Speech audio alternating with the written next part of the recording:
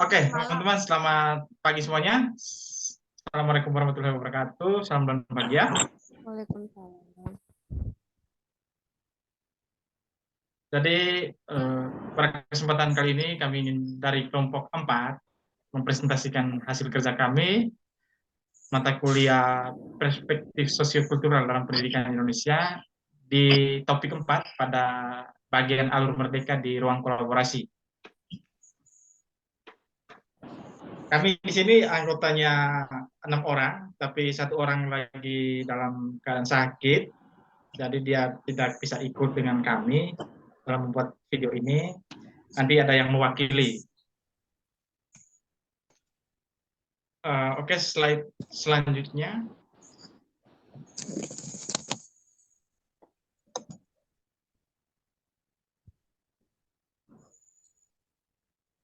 Ini anggota kelompok kami, ganteng-ganteng dan cantik-cantik. Oke, di ruang kolaborasi ini ada 4 bagian yang kami bahas. Yang pertama, apa pandangan masing-masing anggota kelompok tentang pembelajaran ZPD yang mempengaruhi proses pendidikan serta pembelajaran. Yang kedua, apa pandangan masing-masing anggota kelompok tentang kesiapannya mengajar dan dengan memperhatikan ZPD pada peserta didik. Yang ketiga, apa persamaan dan perbedaan pandangan tentang pembelajaran ZPD. Terus yang terakhir, apa persamaan dan perbedaan pandangan tentang mengajar dengan memperhatikan pembelajaran ZPD yang ada pada peserta didik. Slide selanjutnya. Berikut pandangan masing-masing dari anggota kelompok berkaitan dengan permasalahan nomor 1.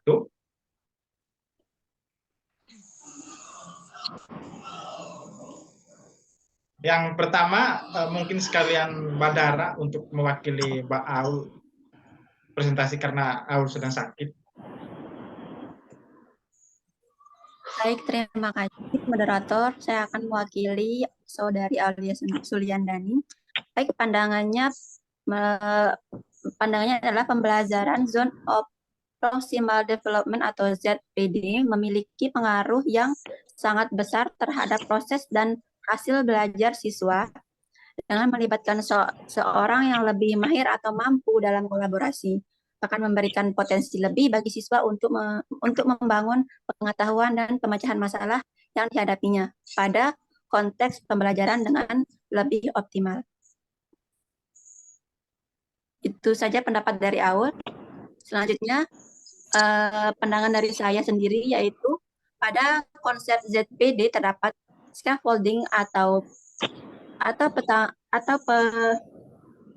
petanggaan yang dimaknai sebagai bantuan yang disediakan lingkungan, baik itu teman, guru, ataupun orang tua yang lebih kompeten. Konsep scaffolding ini pada dasarnya adalah untuk membantu anak yang tidak mampu memenuhi tugas perkembangan yang kemudian dibantu oleh lingkungan sekitarnya. Terima kasih. Mungkin itu pandangan dari saya. Saya kembalikan ke moderator. Oke, terima kasih Dara. Selanjutnya Nopi. Baik, terima kasih moderator. Di mana di sini pandangan saya yaitu pembelajaran pada zone of proximal development adalah pembelajaran yang melibatkan interaksi pada tugas antara orang yang lebih kompeten dan orang yang kurang kompeten. Sehingga orang yang kurang kompeten menjadi mahir secara mandiri pada apa yang awalnya merupakan tugas yang diselesaikan bersama.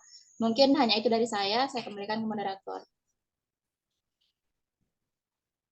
Oke, terima kasih Nopi. Selanjutnya pandangan dari saya sendiri berkaitan dengan pembelajaran Zone of Proximal Development atau lebih dikenal dengan ZPD, bertujuan untuk membantu peserta didik berinteraksi dengan orang yang mempunyai kelebihan seperti ilmu pengetahuan, soft atau hard skill, supaya peserta didik mampu secara mandiri mengembangkan potensinya atau dapat memecahkan sebuah masalah dengan dia berdiskusi dengan temannya yang lebih paham. Itu saja. Selanjutnya saya berikan kesempatan kepada Lili. Baik, terima kasih kepada moderator. dari saya, ZPD atau Zone of Proximal Development itu adalah batasan antara kemampuan memecahkan sendiri dengan bantuan orang lain atau didefinisikan sebagai rentang tugas-tugas yang terlalu sulit bagi anak untuk dikuasai sendiri, namun dapat dipelajari melalui bimbingan dan bantuan dari orang dewasa atau anak-anak yang lebih terampil. Cukup sekian dari saya kembalikan kepada moderator. Oke, selanjutnya Mbak Evi. Terima kasih Lili. Oke, terima kasih moderator. Jadi pandangan saya pembelajaran ZPD ini berpengaruh besar dalam membentuk hubungan sosial antar peserta didik karena dalam pembelajaran ini melibatkan interaksi maupun kolaborasi peserta didik dengan orang lebih kompeten maupun kurang kompeten sehingga akan meningkatkan proses belajar peserta didik sendiri. Saya kembalikan ke moderator. Oke, terima kasih teman-teman sudah memberikan pandangannya berkaitan dengan permasalahan nomor 1. Selanjutnya kita langsung saja untuk permasalahan nomor 2, yaitu apa pandangan masing-masing. Kita harus memberikan pandangan masing-masing tentang kesiapan kita mengajar dengan mempertimbangkan pembelajaran Zone of Proximal Development atau ZPD. Mungkin saya akan mewakili Aul. Pandangan dari Saudari Aul, dia mengatakan di sini dia siap melaksanakan pembelajaran dengan mempertimbangkan Zone of Proximal Development pada peserta didik. Mengingat pembelajaran yang dilaksanakan, dia rasa akan lebih optimal proses dan hasilnya apabila dengan melaksanakan kolaborasi dan bimbingan dari orang dewasa atau yang lebih tua. Di sini yang lebih tua di sekolah itu atau di kelas adalah guru dan mungkin teman yang lebih mengerti. Itu saja. Selanjutnya.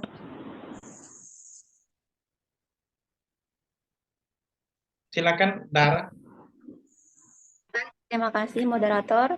Jadi pendapat saya yaitu saya siap menerapkan pembelajaran ZPD karena memang pada dasarnya konsep pendidikan di kurikulum Merdeka ini proses pembelajaran harus berpusat pada peserta didik, di mana peserta didik harus lebih aktif mencari informasi, bukan hanya dari buku teks tetapi dari berbagai sumber informasi seperti guru, masyarakat, ataupun internet. Sekian pendapat dari saya kembalikan ke moderator. Oke, terima kasih Dara.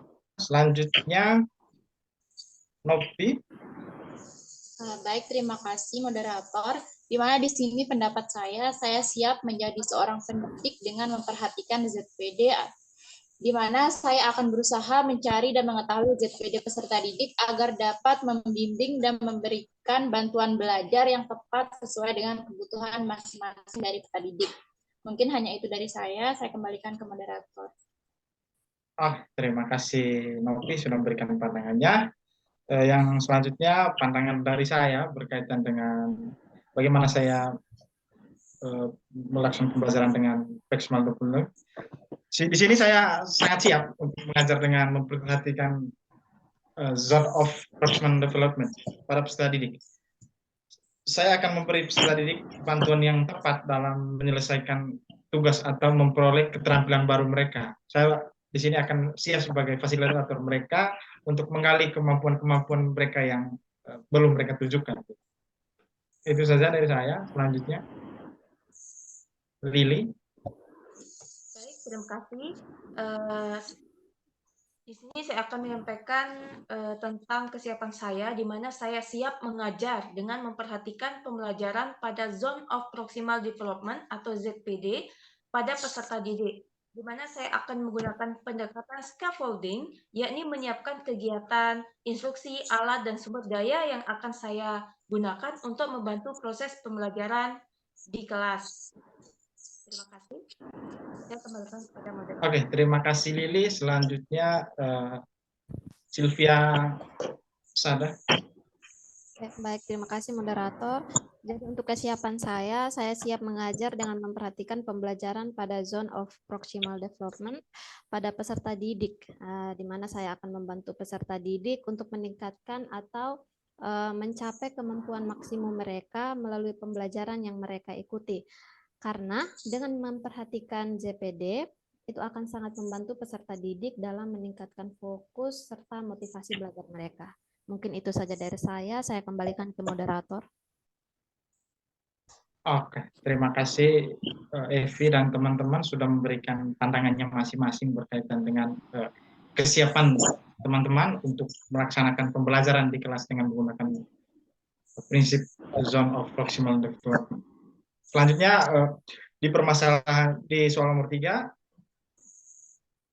di sini dituliskan bahwa apa persamaan dan perbedaan dari pandangan kita tentang pembelajaran pada zone proximal development.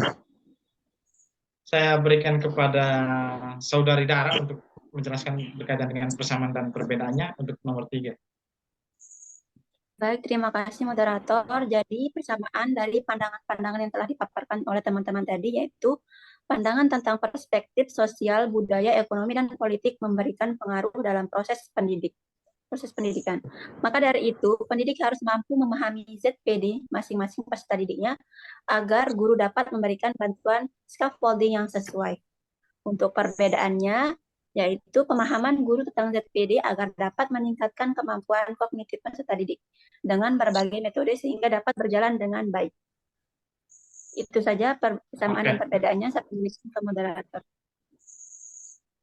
Oke, terima kasih Dara.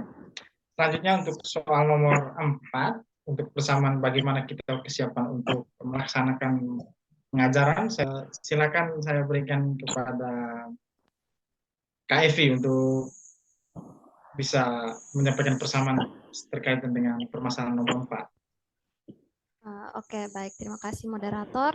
Jadi terkait pertanyaan nomor 4, untuk persamaan untuk persamaan dan perbedaan. Jadi persamaan di sini terletak pada kemampuan seorang pendidik dalam memaksimalkan kemampuan potensial dan aktual dalam diri peserta didik, yang mana nantinya menghasilkan jarak antar keduanya. Lalu untuk perbedaannya itu, pada bantuan guru baik berupa bimbingan, pertanyaan pemantik ataupun yang lainnya, sehingga anak atau peserta didik ini menjadi lebih aktif. Nah, dalam hal kesiapan mengajar, yang mungkin menjadi perbedaan yaitu pada pemilihan model pembelajaran yang akan digunakan atau diterapkan di dalam kelas saat menerapkan pembelajaran dengan memperhatikan Zone of Proximal Development atau ZPD. Mungkin itu dari saya kembalikan ke moderator. Oke, terima kasih teman-teman. Dengan berakhirnya tadi, berakhir juga presentasi kita pada pagi hari ini. Terima kasih sudah memberikan pandangan-pandangannya berkaitan dengan pembelajaran Zone of Proximal Development.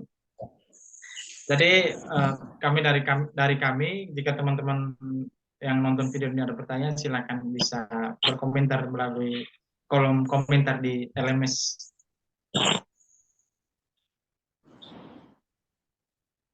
Terakhir dari kami mohon maaf jika ada kesalahan kami yang disengaja maupun tidak sengaja, karena kesempurnaan hanya milik yang di atas, kekurangannya banyak di kelompok kami. Terima kasih. Wassalamualaikum warahmatullahi wabarakatuh. Salam dan bahagia, salam harmoni. Salam harmoni, selamat malam teman-teman. Salam harmoni. Oke, sampai jumpa di lain kesempatan kawan-kawan ya.